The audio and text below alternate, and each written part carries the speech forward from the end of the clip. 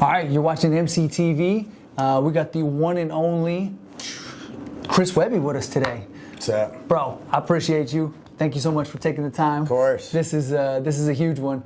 So I wanted to start off with happy birthday, bro. Oh, thanks. I know man. that I know you just turned 37. Oh, wow. Look at that. And so look at that. That's a nice funky piece right there. I figured the least I could do was get you something for your birthday. Yeah. And you were giving me your time. And I love a good wall piece. yeah, I do. I know you were kind of into Rick and Morty, so I was like... Yeah, I got in late. I got in late to the Rick and Morty. Thank you, sir. Yeah, you're very welcome, bro. Yeah, it's been those first couple seasons especially very cerebral, but funny and whacked out. You know, like myself perhaps a bit. You know? Yeah. My brain works in strange ways, so I appreciate that type of shit. Me too. I think we kind of run in the same path on that one. So, all right. So you out here on the, make sure I don't mess this up, last Wednesday tour, right? Yes. Okay. Which we've been on for a while. I wanted to make sure I brought this set to, pretty much everywhere. So we've been on it since the beginning of last year. And I split it up into as many tour legs as there were albums, and then had the flyers kind of represent whatever color the next album was. Hell yeah. So we're on the purple one. We're on the Still Wednesday one. I love and it. then we got one more, and then Toad's Place in Connecticut. And then I'm retiring this set. I thought you were about to say you're retiring. I was like, oh shit. You know, I wake up some days and that don't sound like such a bad idea, but I don't think I'd know what to do with myself. Right? Yeah, bro. Big fan of the music. You've been rocking for a long time. I've been fortunate enough to see you in multiple locations.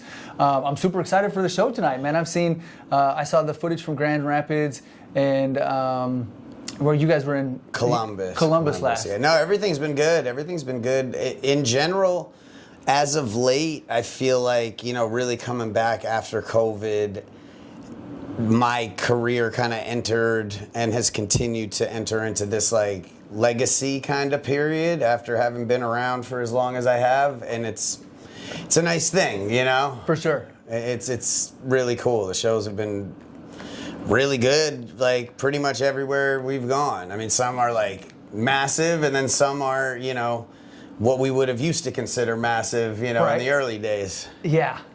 So I wanted to talk to you a little bit about I wanted to talk to you a little bit about the project with Scott Storch. Now, I didn't realize this until I dug a little deeper. I was a big fan of Chemically Imbalanced, the album. Yeah. But I didn't realize he produced the title track for that song. Yeah. So this was a natural slide to go back and work with him again. It's something I've wanted to do for a long time. Yeah. Okay.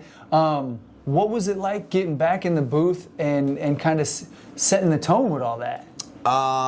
It was good to see him. It had been a while. He's a fucking wacky guy. But he's crazy talented, and it's something we had kicked around for years and kind of always had to keep putting it aside because the Wednesday album series, and it's when I finish that. I mean, I was saying that for 8 years, So finally that ended, and that was kind of the first thing where it's all right, well, let's do that finally, So gave him a ring and went down to South Beach, and it was really cool getting to work with him with this new set of skills that I have. I think it was refreshing for him to kind of get back to making those kind of beats and be working with someone who really just wanted those kind of beats, And when I say those kind of beats to anyone who's not as familiar, I'm, more like those crazy melodies, that real, to me, what kind of defines the sound of, the core of the hip-hop that I grew up in. Well, and that's me as well. I think you just turned 37, right? Yeah. Yeah, I'm 41. Don't remind me. Happy birthday. So I'm 41, so we're right about the same era.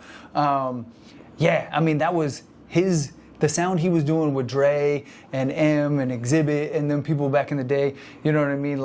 That's what Scott Storch is known for to me, you know what I mean? And so those piano riffs and those key melodies are iconic. Iconic, yeah. No, his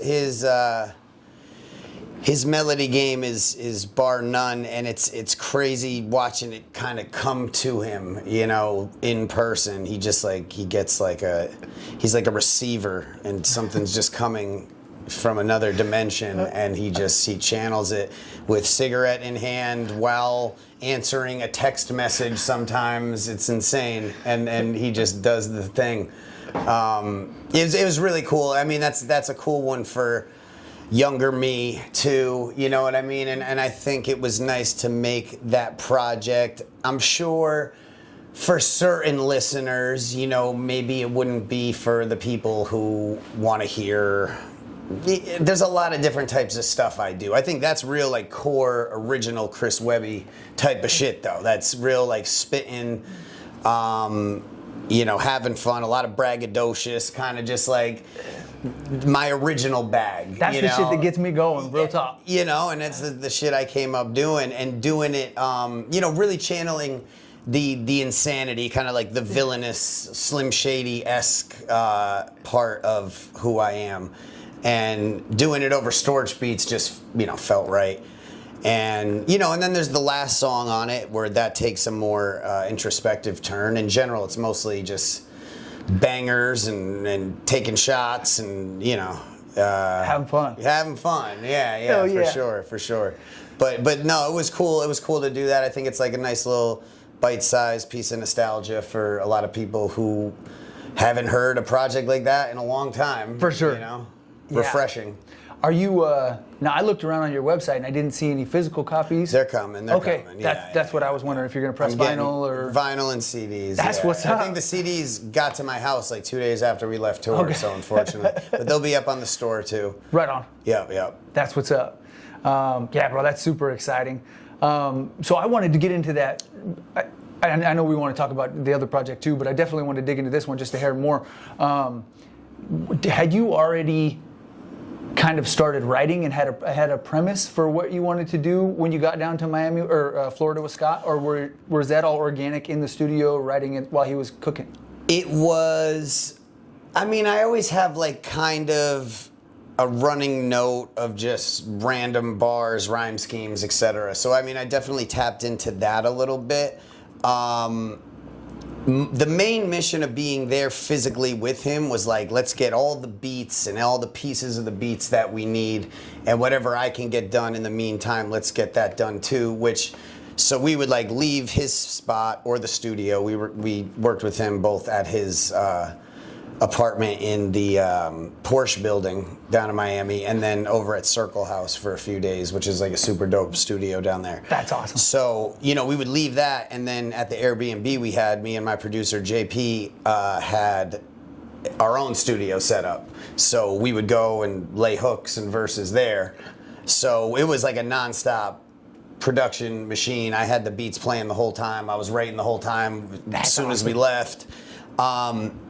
A lot of it was written and recorded. Like in my baggie, we had that entirely written and recorded before our last day in with Storch even.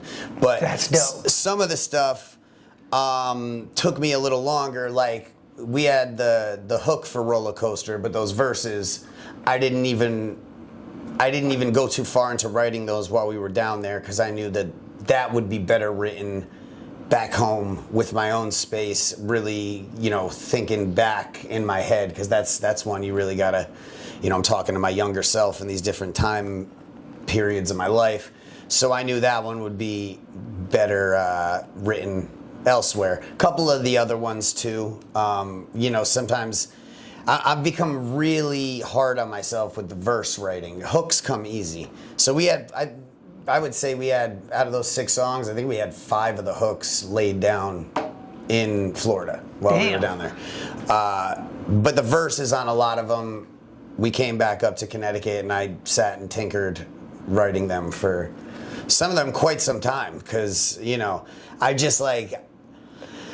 used to write stuff, lay it down, and be like, yeah, that's good, you know. Now it's like, no, that one bar, that's a fucking weak spot. You know what I mean? That one bar is a fucking weak spot. We cannot have that.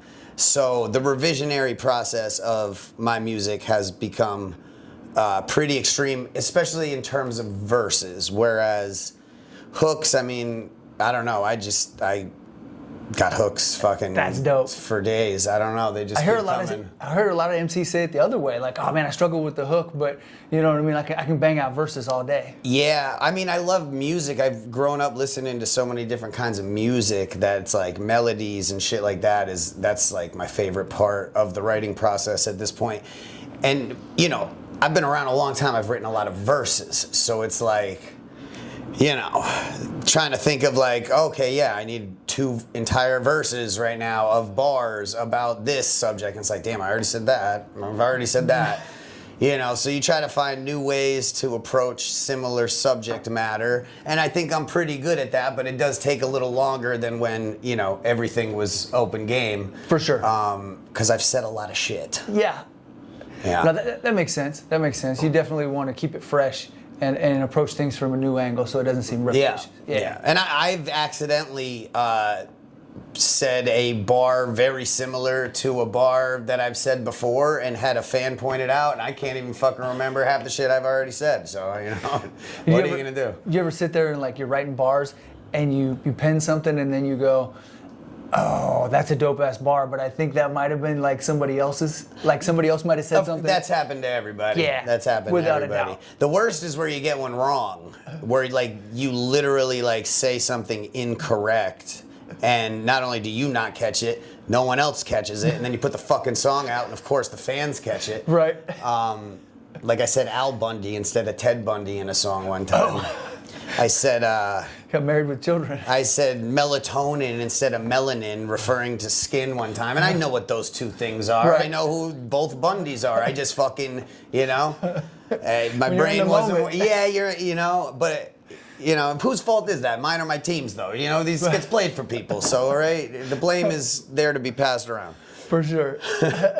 But yeah, no, it happens. Things like that happen to the best of us. You know what I mean? It's like our brains are so overloaded, especially nowadays. Like, you know, anyone who raps and has been taking this seriously for a long time, we have not only so many of our own lyrics floating around in our heads, all these classic verses that we have, you know, 96% memorized, also floating around in our brains. We forget they're even there, and then you you know, you throw on an old album you haven't heard in a long time, and you're rapping along to damn near the whole thing. It's like, Jesus Christ, where is this all?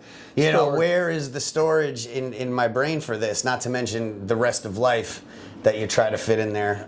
Yeah, it's a lot. It's a lot. For sure. And now with all the fucking phones and the scrolling, which I try not to do, but you know, we've all done it. And then you just like our brains are being just fucking eroded right now by Bombarded. everything. Yeah.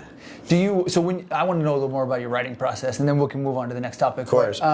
Are you a pad and pen kind of guy? Or? I was for, you know, all of my initial years back in the day with the headphones around the neck, walking around high school and college and everything. The reason, and I wish I still was, because it's so nice to have a physical thing. You know, I'm the type of guy, I only buy video games. I'll never download them off the store. I like to own albums. I like to own Ninja Turtle action figures, you name it. I like a physical thing. But it's so much easier to revise on a phone. Oh, yeah. Because I do a lot of revising, especially more and more as I've gotten older. So I'd be crossing out so much shit. Not to mention you gotta have a pad on you. You lose that pad, that's a big fucking deal. Right. So as much as I love the art of that, and I know Tech still does that. Yeah. When he did the verse for me for Tale of Two Kings, he like sent me the picture of and it was just like, man, that's so fucking cool. So I do wish I still did it, but for certain reasons, it makes more sense to do it on the phone, on the fly for me. It's a little more secure that way too. You don't have to worry about somebody picking it up. Yeah. Again, though, it's you know what I mean? It's like you can keep it all organized. But yeah, I mean, with that said, I think I think to write it down is, of course, a more like beautiful, creative process. Maybe a little doodle on the side or something. You know what I mean? Like, of course, that's fucking cooler. For sure. But no, I've been a phone guy for a while. But the process as a whole, I mean, it always, aside from just kind of randomly writing down a metaphor or a punchline that pops into the head throughout day-to-day life, it always starts with the beat. A lot of times, like in the studio with my guy JP, you know, that's most of the writing now happens when I am physically with my producer, and he'll come do, you know, 5 to 7 day stretches at the house. So instead of just like constantly writing and constantly feeling this pressure, like, man, I haven't written shit in fucking 3 weeks, that's okay. You know what I mean? He comes over and it's like, clock in. That's, yeah. So that's dope. I've kind of had to do that. I think it's just kind of how I've adapted to be. Whereas I used to be writing all the time. You know, I got a lot of shit going on too. Right. So it's like trying to keep the business together. We're out here touring, merch orders, trying to keep my house in working order, maintain a healthy relationship, take care of fucking pets, and, you know, property is fucking too much. Yeah, it can be a lot for one man to juggle. Yes. And of course I have a team to assist in many things, but, you know, I'm very hands-on. Yeah. You know? At the end of the day, you're kind of the one in charge of a lot of that, right? Yeah. Which is like, it wasn't always that way, and due to certain circumstances of things not panning out when I wasn't clocked in behind the wheel, I now micromanage from behind the wheel and on pretty much everything. But there is a team in place, and, you know, my guys work hard and they do great, and, you know, I can be annoying, you know, just being like, hey, did you do? Yep. Yes, you told me this morning. I'm going to do it. Yeah, well, I'm just checking, you know. I'm the same way, bro. Yeah, sometimes you just, like, if you want something to get done, you got to make sure it gets done. For sure. Or do it yourself. I do a lot of that too. Okay, so moving on. You got this dope project with Ren coming up. Yeah, real dope. Now, there isn't a tremendous amount of information about it. Shout out to Apathy. You got a dope podcast interview with him. Yeah, that's the guy. And you kind of touched on it a little bit, and I got a little information from that. And some of the, when you first completed the album, I saw the video when you were in your car and kind of almost a little bit emotional. You know what I mean? You were excited, and you had just fully listened to it, I think, and you were kind of going through all those emotions and whatnot. Do you guys have a title for it yet? Did I miss that? Maybe? Yeah. Well, and first to your point of it, there being a lot of mystery around it, I kind of like that, you know? Oh, okay. Because it's like, when it's coming, it's coming. I think a lot of people are aware that it's coming, but don't have a lot of information on it, because there isn't a lot of information. I know a lot of information on it, but, you know, there's a lot to yet be unveiled for that. But the name of, before you even get into the name of the project, it's really like the name of the group, because me and Ren, and then also my producer JP, it's not just Chris Webby and Ren, it's called Inpatient. Oh, okay. So it's like more or less a band, you know. And I mess with that. I dig that. Yeah. And then the album is called Asylum. Ooh, I like that. Yeah. Okay. And it's really good, man. That's what you said. You think this is probably your best album, which is, I mean, to say it's your Magnus Opus is, I mean, that's a massive bar, because you've got some phenomenal bodies of work out there, and you just continue to elevate, in my opinion, over the years. You know what I mean? Your penning of your rhymes has really stepped up. Your choice of beats has continually grown as I've followed your career. And so to say that this is the top notch is exciting. I mean, any fan of yours should be super excited. Oh yeah, fans of mine, fans of Ren, fans of music in general.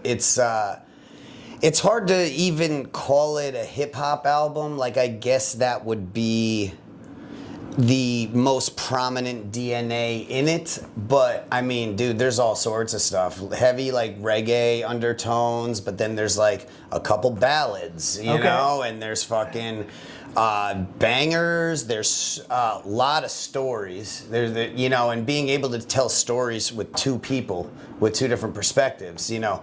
And a huge testament to why this project is so good is because Ren is so fucking good. Like, for people who aren't familiar, and to truly get familiar with Ren, I would say the same about myself, but even more so for him, you really gotta study up on more than just like the first thing you hear. Cause like, yes, he can rap. A lot of people hear Hi Ren, you know, which is a That's song. the multiple personality one. Yeah, which is that's super wild. fucking impressive, Yeah. right? But my personal favorite shit that he does is like the ballads and the singing. I mean, his songwriting and his singing voice are fucking amazing. Okay.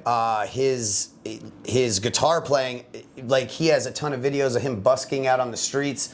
So good. So awesome. fucking good. So that's what initially like really won me over, because apparently how it all came to be is after I put out Raw Thoughts 6, he commented something on the post, and my girlfriend was like, "Did you see Ren commented?" I'm like, "I don't know who that is. Yeah. You know, who is that?"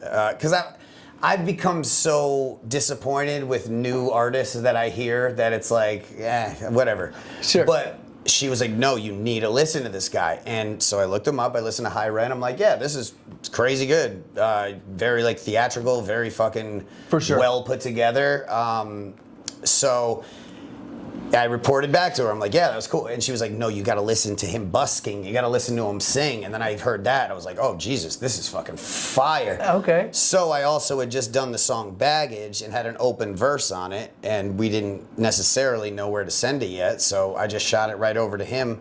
He immediately got on top of it, shot it back to me with a fire-ass verse, and then he was the one to suggest, "Let's do a music video." And I'm like, "My guy, you're in the UK. That's like, yeah, I'm down, but..." That's tough. You know, and he came out, we shot the video, really clicked in a way that is very rare. On music, but just in general, like overall personality, kind of viewpoints, etc. So after we shot the video, he was around for a couple extra days. I had JP come down and we just started fiddling around with some ideas, and 3 of the songs that are on the album started to take shape just in the time he was out there doing that video. So from that moment, it was like, all right, let's get back to this. Hell yeah.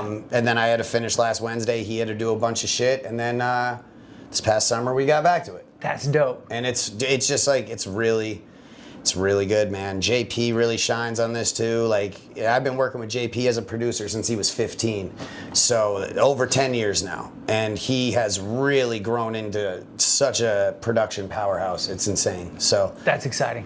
yeah, no, it's good. With just, you put enough super professionals in the room together with no ego, where everybody's goal is to make the best song possible. That's how magic gets made. Hell yeah. That's exciting. That's Yeah. exciting. So earlier you had kind of touched on, I don't want to jump around too much. All good. That's how my brain works. Right, mine too. Mine too. Just because it resonated with me a little bit. You were talking about the collecting the Ninja Turtles and some of the other things, and I noticed you said that on the Apathy podcast. I'm a huge fan of hip hop. I've been fortunate to work with a lot of great people like yourself and get to be in unique places, and I have a awesome collection. Like a lot of people have a man cave that's maybe full of Chiefs gear or whatever, right? Mine is all hip hop memorabilia, and and a lot of it is autographed from the Tech Nines that I've got to work with. And Chris, I have a gigantic poster that you and Santos and a bunch of people signed from Gabe's when you guys were rocking that in Iowa City a couple of tours ago, and it's all framed on the wall. And anyways, so that's kind of my thing. Like I've got I think 5 Eminem autographs, which are pretty unique to me. Yeah, because you and I are both. I don't got any of those. I got one of the ties that he autographed. Nice. I have a license plate that he autographed. Anyway, I got a handful. Yeah, you got some shit. Yeah. So I got a Snoop Dogg autograph I got from when I was kicking it with Snoop. But I wanted to dig in a little bit more on that because I feel like you've been in a room with. I mean, I know you said the Ninja Turtles is definitely your thing, and I think I collect a lot of stuff though. I just have that like slightly autistic need to just like, well, I got to have every single one in the collection, and I have to put them like in the right order. I tell my wife the same thing. I'm like, I'm in too deep now. I can't turn around. I got to just keep going. Yeah. But yeah, no, it's definitely, I like to collect things. I like to complete things. Even in video games, I gotta I gotta get all of the side quest little objects and shit. For sure. what? I don't know, but that's just how my brain works. Me too. Me too. So what do you think your most unique collectible is then? Like what's your most prized one? Just in general. Let me think here. Well, I got a lot of good Sopranos memorabilia as well. Shit. I got a season 2 poster that's signed by everyone who was in season 2. That's huge. That's pretty big time. Especially since a lot of them have passed away. Yeah, that's massive. And I have a couple of those, but that one has the most signatures on it. I got a wire one that has a bunch of signatures from season 1 on it, and then I got a Michael K. Williams only one of him, like picture of him as Omar with his signature on it. He was one of my favorites. Hell yeah. Omar's coming. Oh yeah.